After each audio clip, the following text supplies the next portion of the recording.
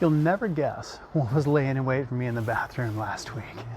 I heard something scurry in the dark, claws on tile. I looked, but I couldn't see it. And then, oh my gosh, it's right there in the corner.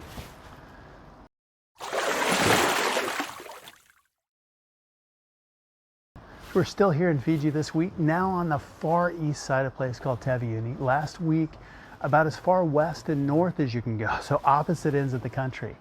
Last week was a place called the Yasawas. Pretty remote, very cool, and at times pretty wild, especially at night. We've seen lots and lots of cool wildlife. We tend to lead more toward the native kind of experience rather than five-star. Five-star was a couple of weeks ago, and it was great, but that's not the real Fiji. Last week, much more rustic, more of the real Fiji, and awesome. So we're at a place with huts and yurts and small bungalows. The bungalow there's like a bedroom, a porch area, bathroom, shower off the porch. And I got up in the middle of the night to use the facilities.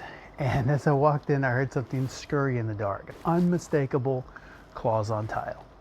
And so I flipped on the light and I looked, but I couldn't see what it was. Sometimes better not to know, right? Went on and did my thing and gotta find it. So I resumed the hunt and I found it hiding the best it could in the corner under the sink counter support there. And I'm looking to like, what is that? And at first I'm thinking maybe it looks like a squirrel, which makes absolutely no sense because we haven't seen any squirrels here. Where I'm from in Texas, that would completely make sense. It fit my frame of reference.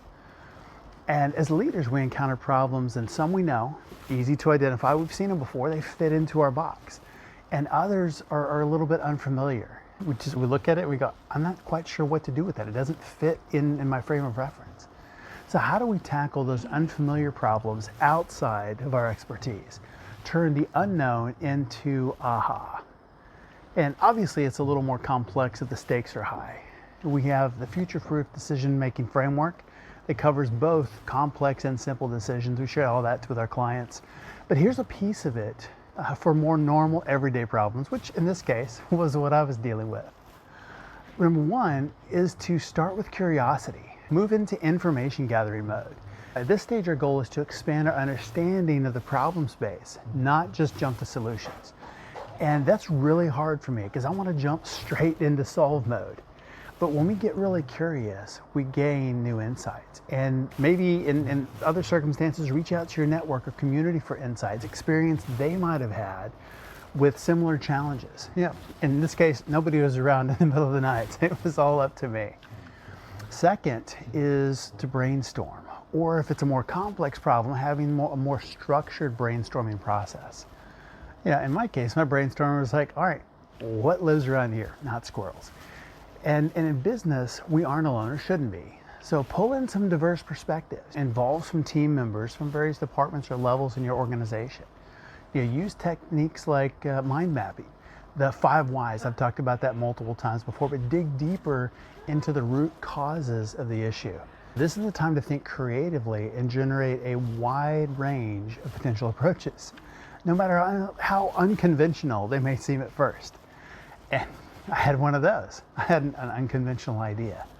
Which brings me to number 3, is we're going to test and refine. Start with some small scale tests, maybe a pilot, short feedback loops, and then adjust based on the outcome. And in my case, my idea in my test was to grab a broom handle. How's that for a quick feedback loop? And it seemed like a good idea at the time.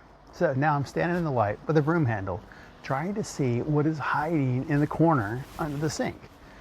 And so I'm just like, what am I supposed to do? Poke at it?